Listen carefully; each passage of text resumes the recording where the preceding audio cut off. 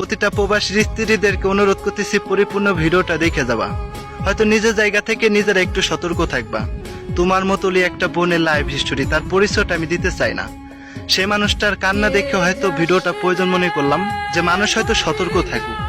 দেখো, তোমরা কিন্তু প্রত্যেকটা মানুষ স্বামীর সাথে কথা বলার কারণে হাতের অ্যান্ড্রয়েড ফোনটা চালাও, একটা ফোন চালাও, তবে ফোনের মাধ্যমে কিন্তু অনেক মানুষের সাথে তোমরা পরিচিত হয়ে থাকো অনলাইনের মাধ্যমে। তবে এই অনলাইনের পরিচিত হওয়ার মাধ্যমে একটা সময় তোমার জীবনে কালবৈশাখী ঝড় চলে আসবে। হয়তো তোমার দেওর, হয়তো পাড়া প্রতিবেশীর কারোর সাথে তুমি সময় পাস করতে যাও, কারো মায়ায় পড়ে যাও, কারোর সাথে সম্পর্কতে জড়িয়ে যাও। তেমনই একটা বোনের কাহিনী এমনই ছিল, তার গ্রামের পাশের গ্রামে একটা আননোন নম্বর থেকে অ্যাড হয়ে যায়।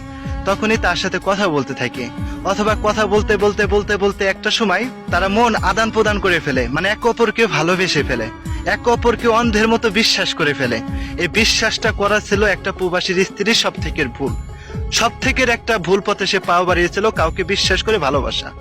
তবে যাই হোক, যখন নাকি ভালোবেসে ফেলেছে তখন ওই অবিবাহিত ছেলেটা ছিল অবিবাহিত ছেলেটা বলে যে দেখো, আমার না তোমাকে খুব কাছে পেতে ইচ্ছা করে, আমার না তোমাকে ছুঁয়ে দেখার অনেক স্বাদ উপভোগ করতে ইচ্ছা করে।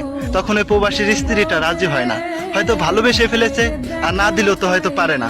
তখন হয়তো তার কথা মতো সে বলে যে আচ্ছা ঠিক আছে, তুমি একটা সময় বাঁচো, তুমি কোথায় নিয়ে যাবে? তখন অবিবাহিত ছেলেটা বলে যে তোমাকে নিয়ে আমি একটা জায়গায় ঘুরতে যাব। যখন নাকি ঘোরার কথা বলে ওই উপবাসীর স্ত্রীকে ঘর থেকে বের করলো, তখন একটা বাসায় সে নিয়ে গেল। কোথায় নিয়ে গেল? সে তার বন্ধুর বাসায় নিয়ে গেল।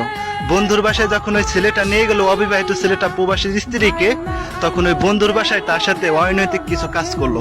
করার পরে সে ভিডিও ধারণ করলো। ভিডিওটা এমন ভাবে ধারণ করা ছিল, সে বুঝতেই পারে না যে আমার এইগুলা ভিডিও করতেছে। যখন নাকি ভিডিও করা শেষ, তখনই তার বন্ধু চলে আসছে তিনজন আসার সাথে সাথে বলতেছে যে তুমি আমার সাথে এগুলা না করলে তোমার ভিডিও আমরা অনলাইনে ছেড়ে দেবো। তখন বলে যে আমার ভিডিও কিসের? আমি তো আমার ভালোবাসার মানুষের সাথে এগুলা করছি, আমার ভিডিও কিভাবে এলো? তখন ওই ছেলেটা ভাব ধরতেছে যে সে কিছুই জানে না। তখন ওই ছেলেটা বলতেছে দেখ, আমি তো তোদের বন্ধু, তুই আমার এরকম ক্ষতি করতে পারিস না। তখন ওই ছেলেটাকে হয়তো তারা ভয় দেখাইতে থাকে। আসলে এগুলো সম্পূর্ণই ছিল তাদের নাটক, কারণ ওই মেয়েটার কাছে যাতে ছেলেটা দোষী না হয়, ওই মেয়েটা যাতে তাকে অবিশ্বাস না করে।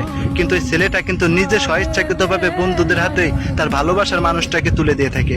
তখন ওই ভিডিওর ভয়তে যে স্বামীর কাছে যদি ভিডিওটা পৌঁছে যায়, অনলাইনের ভিডিওটা যদি ফোকাস হয়ে যায়, তখন সে সমাজে মুখ দেখাতে পারবে না।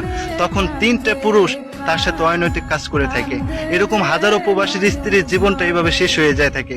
এরকম হাজারো প্রবাসীর স্ত্রীর সংসার নষ্ট হয়ে যায় থাকে। কিসের জন্য? কারণ একটা মানুষকে অন্ধের মতো বিশ্বাস করার কারণে। কিসের জন্য? অনলাইনে কারোর সাথে পরিচিত হয়ে যাওয়ার কারণে।